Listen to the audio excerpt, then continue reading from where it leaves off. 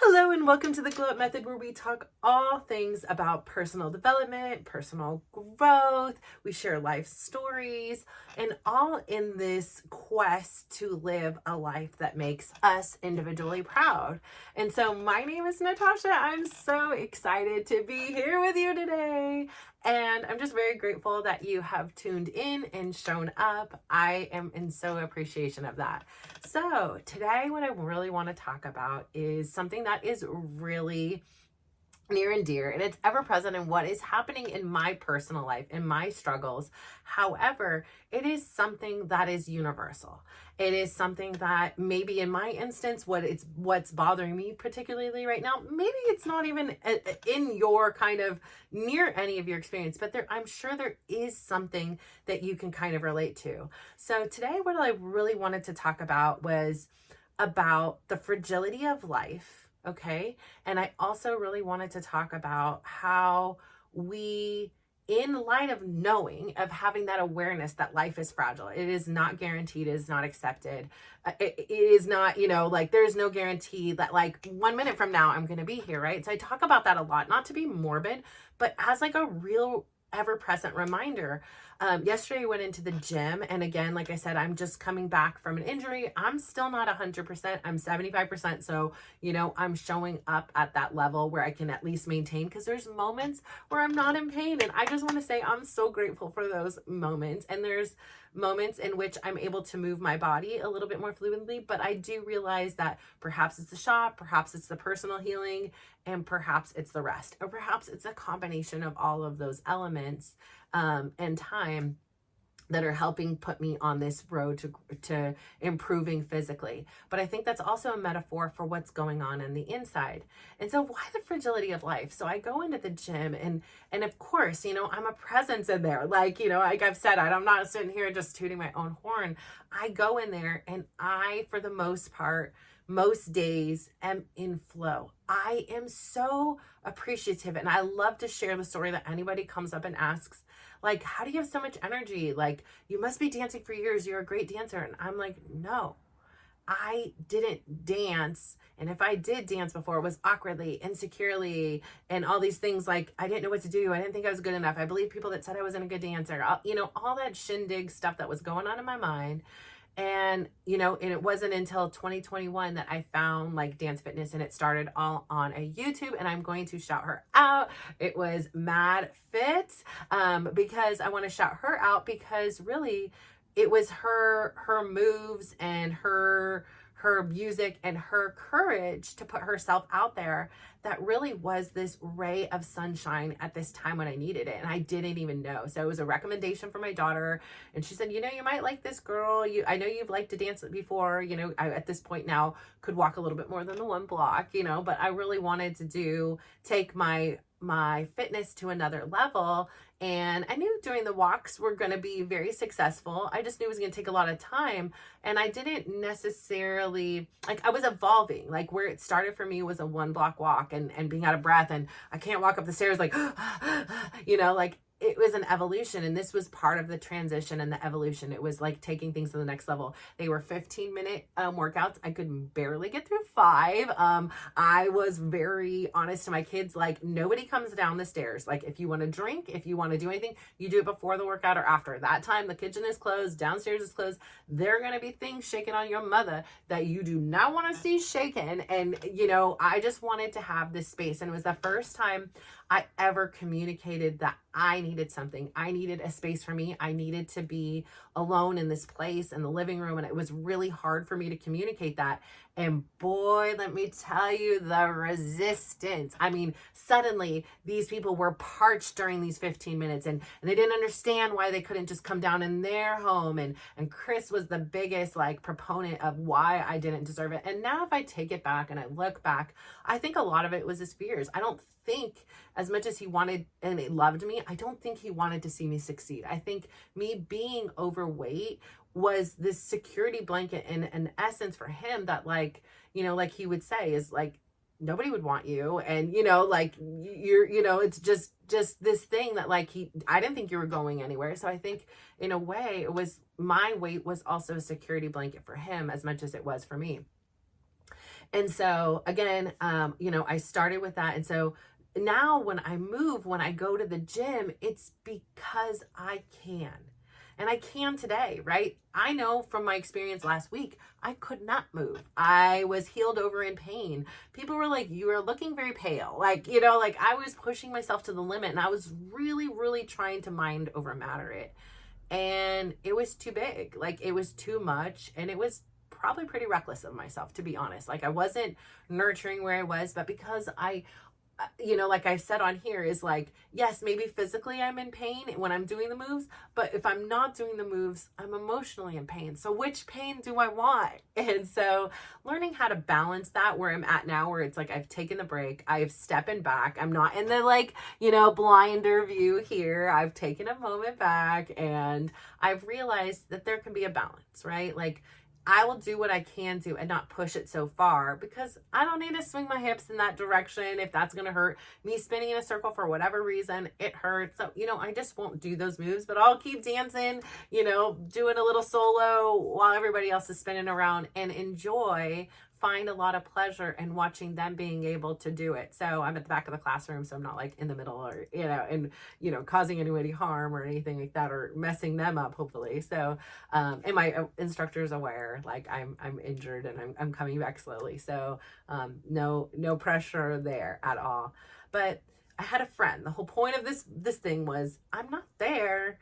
And I have so many people like, where have you been? We've missed you. Like, you're such a presence in the class. It's quieter without you. Like, the energy is different. Which, number one, heck yeah. Like, that is exactly what I mean, is when we're doing things we love, it's not like I'm sitting there trying to get anybody's attention or give everybody, I'm just there being me in my purest and truest sense. And it's amazing to me how these other individuals receive so much energy from it. Like, I receive it from the instructor, I receive it from them, they're receiving it from me. It's this beautiful little circle. And so, they notice I'm gone. So I had so many people come up, you're gone, we missed you. I had people text in there and things like that.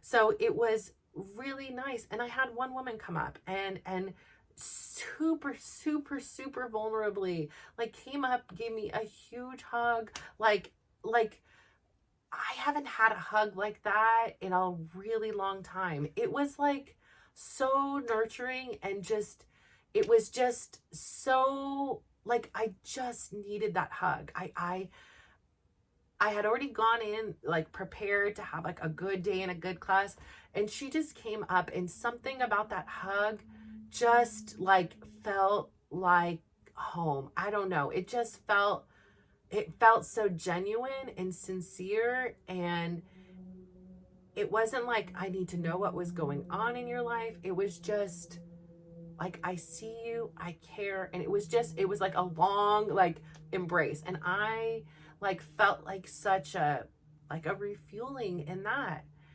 And quite candidly, she shared with me, something I never knew, something that happened to her family that was very devastating just last December.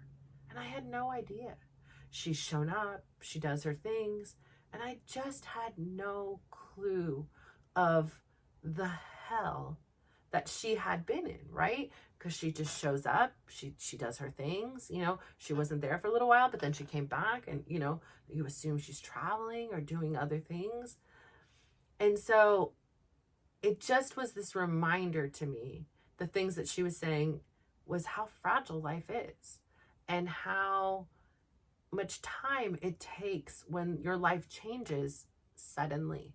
Even if you have an idea of expectation of it, right? So like, if you have somebody, like when my auntie got cancer, there's in the back of your mind, like your hope, like, I am all about positive talking, positive words, like, we are fighting this, like, we as in, I'm here in your support system, like, we are a team, you are not alone in this, like, what do you need? I got you at chemo, I got you at radiation, I got your medicine, I got your dinner, I got your breakfast, I'll be there in the morning. Where can I show up for you?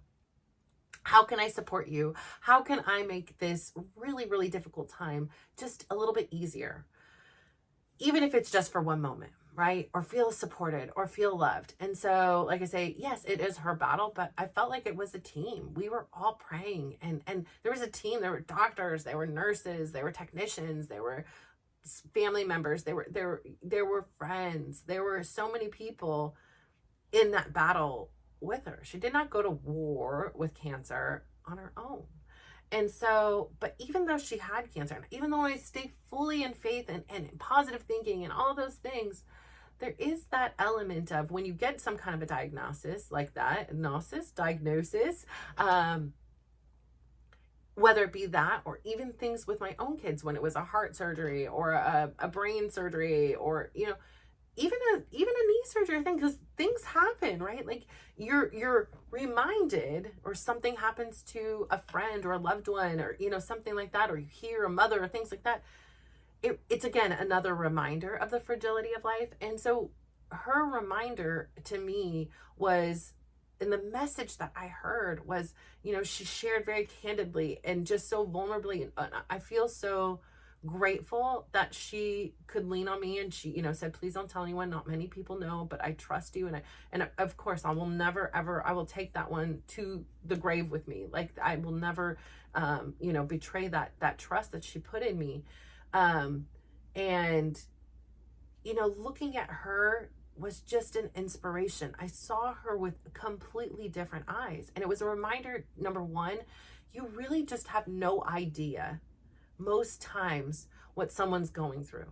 You have no idea the turmoil behind the shopping cart or the steering wheel or the walk down the street, or joy. Like there is also joy, but you don't always know when your world seems normal and just status quo. Someone else could be literally living their best, their worst, or possibly even their last days. So the fragility of life. So it really, really resonated with me, and how precious it is, and how, we really have to be so grateful just to be here. I mean, that's it, right? So anytime I talk about the fact that there is a dissolution between my husband and I, and again, even though we were separated and all these things, and I knew it was coming, it was like cancer. It doesn't mean when it happens, like when my aunt had cancer, it didn't make her passing any easier.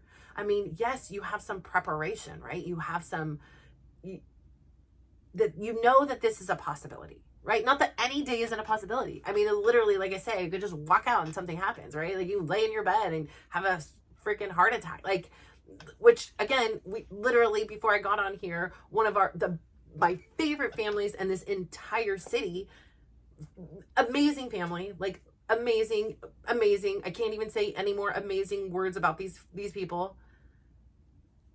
He had a freaking heart attack yesterday. He didn't know, had chest pains for a long time. Wife took him to the hospital. Yeah, he had a heart attack and he needs triple bypass, but he isn't stable enough today for it, so he's getting it tomorrow. So prayers and thoughts to him, and I hope by the time you guys see this, he is all well and back and reunited with his family. But fragility of life. He is a young, active man with 3 beautiful children and a lovely wife and an amazing life. And this is what happened when he went to bed last night. Wasn't what he was thinking. So anyways, I go back to say that. So every time I talk to somebody in regards to the fact that I'm getting a divorce, for whatever reason, I don't know if it's our culture, I don't know if it's just the way it is. It's always about the finances. Take him to court. Get a lawyer, get a good lawyer. Make sure you get alimony for life. Don't ever remarry so that he has to pay you the alimony for life. These are the kind of things I think about. He needs to be paying. And now it is ever present that, like, again, and it boggles my mind. And I think that I'm trying to understand, why is it he feels he is no longer a parent? He gets to be a parent when he wants to. This weekend, my son has games, and they are an hour and a half away each direction, almost 2, depending on traffic. Number one, I can't sit in the car that long. They're 2 days, Saturday and Sunday. And then you have to be there an hour before the game. The games are another hour and a half to 2 hours. So this is a long, long thing. And by the way, this is at the location where his brother tore his ACL, and I have not been back there on purpose since, because I have a sense of, like, almost like PTSD. I don't want to go there. I don't want to see it. I'm not ready to face it. And I have no choice because he doesn't want to. He wants to watch football and he's going out. There is no other option. His 2 closest friends are out of town, so I can't ask them to take him. So mom has to be the big girl and do things she doesn't want to do, can't do, to figure out a way to make it work. And so I get upset about that, right? So I don't understand why it is, he gets to be a part-time parent and I have to be a parent and a half because there's 2 parents. And maybe that is how I feel right now. And again, that's always been that way, but it's a little bit more intense now because I haven't had to be the only financial provider, like not even 1 cent. Like, can't even give him $20 for friggin' Apple data. Or my daughter got a 29-cent charge and it went to me and I was like, what is this? And he looked and he goes, oh, here it is. It's from your daughter or our daughter. And it said, I said, as a joke, I said, so are you going to pay half? And he just said, oh my God, so like, again, it isn't a big deal in the scheme of life. But again, so I too am focused on it because it's survival, right? But then there's this part of me. This is the bigger part of it and where the lesson is and how the tying into the fragility of life comes in. I don't want to fight. I do not want to fight. My whole thing I wanted from day one with Chris and with my life, and exponentially so since I began this health and personal journey of my own, was peace. I crave peace because in peace, I can grow. In peace, I can prosper. In peace, I am a better mom, a better friend, a better, filmer here, whatever I'm doing here. I just show up in this world better. I don't have all the chaos and conflict around me. And so again, I go back to the fact that no matter what happens, this person in some way, shape, or form has been in my life for 25 years. And until the day he or I passes, and even then, if it is him before me, he will still be a part of my life. And so we spent so many years of our lives in conflict. I just choose not to fight with him anymore. And I know I can go to an attorney, I can make an attorney rich, and so can he. And at the end of the day, is $1 of that going to go to their kids? No, that 100% will go to his attorneys or my attorneys. Is then any of that going to make any of this situation better? Is it going to suddenly make him love me and show up the way I asked him to or respect my boundaries? No.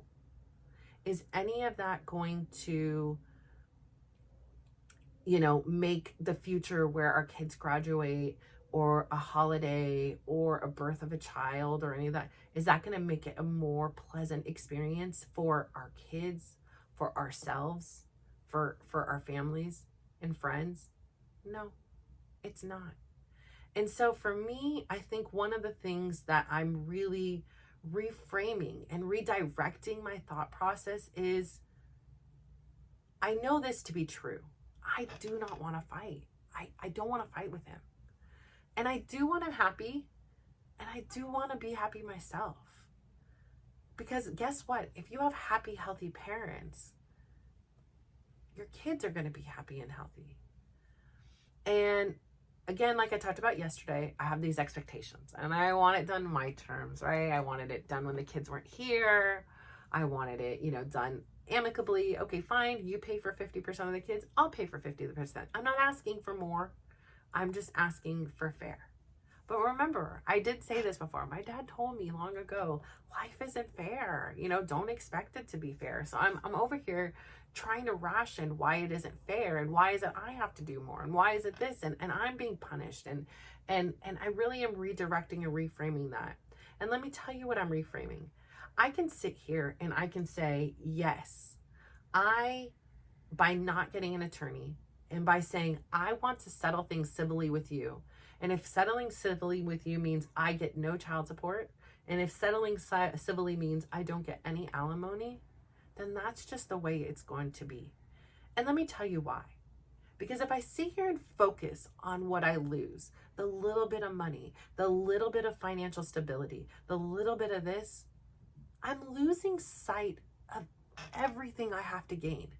And let me tell you this, if I took all that energy and I took that energy that I put towards wanting to fight with Chris and getting an attorney and going to court and bad mouthing him and telling stories or, sitting in my bed and feeling angry, where is that energy going to go? How is that energy going to I can't control him.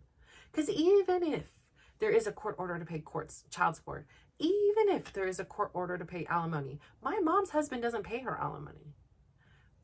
Child support will run out in a year and a half or two. Is it worth it for that? Is that energy? Because if I could take all that energy and I could put it even just to this project or get a different job or whatever else, invested in myself, invested in my children, invested in my family and friends or whatever it is, isn't that so much more to gain than what I could lose over here? By doing this, I lose me. I lose the potential to have a civil relationship with the father of my kids. And I'm not in a place anymore where I want to lose things that I didn't want in the first place. I want to focus on everything there is to gain. There's so much more to gain. That energy can be used to finish my book, or do the journals, or finish the website the way I want it, or make this a better platform for you, order the camera that I want, and set up a really cool environment that matches my personality and the Glow Up Method's goals. This is for you guys. And I'm at this place like I am with my kids and in my weight loss journey where my daughter was like, you can go get a bypass surgery or a gastro, whatever, intestinal surgery. You can go get medicine. Like, there's options available for you, Mom. But I've never taken the easy route. And I've never done the thing that everybody else has, expecting a different result. I need to do this different. I need to show up and say, it's okay to come to a place to realize that one another are maybe not good together. I'm really sad and disappointed that it transpired the way it did. Like I said, I knew we were separated and I had that hope inside that one day, even still, we said we were separated, that we were still living together. Everything was still status quo. We were still having dinners together. We were still buying him treats. I'm still buying him his favorite things he wants. He puts something on the board, I buy that, I'm still doing me, everything I always had been, right? I was being nice, asking how his day was. I can't control what he was doing. I can't control it. And yes, it's shocking. Like, it's a shock to my system. It's upsetting. It's devastating. It's embarrassing. It's unfortunate. However, I can know at the end of the day, when I go to sleep, I'm proud of myself. I'm living a life that makes me proud. To fight with Chris, just to possibly gain some financial stability, finances are just one part of wealth. There's so much more things to life than money. It is a great tool. It will make things easier, especially right now when it's at the most chaotic and worst. But I have to believe that everything is happening for a purpose. And I have to believe that this redirection is exactly what I needed to shake me up. Because once again, I was becoming complacent and comfortable and appreciative of the convenience.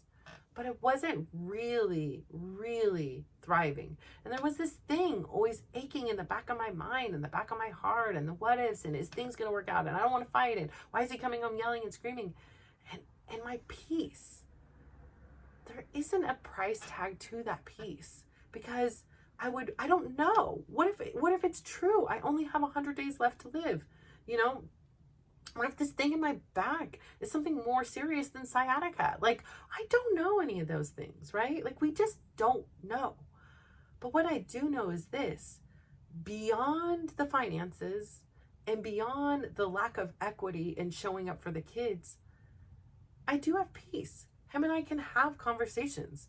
We have had joking conversations. And, you know, I appreciate that. I appreciate his maturity to say, yeah, I could be your friend. He could, again, there's things and stuff, and I'm not going to get into, that, will trigger me, and he'll say things that get me riled up. But at the end of the day, I can control how I respond, and I can control how we uncouple. And so, like I said, the thought came to my mind. I like these, where it's like two letters together. So the thought came to my mind that I really, really want to show that we can divorce with dignity. And so for you, it may not be a divorce. It may be changing a job. It may be leaving a different relationship. It may be going into a relationship.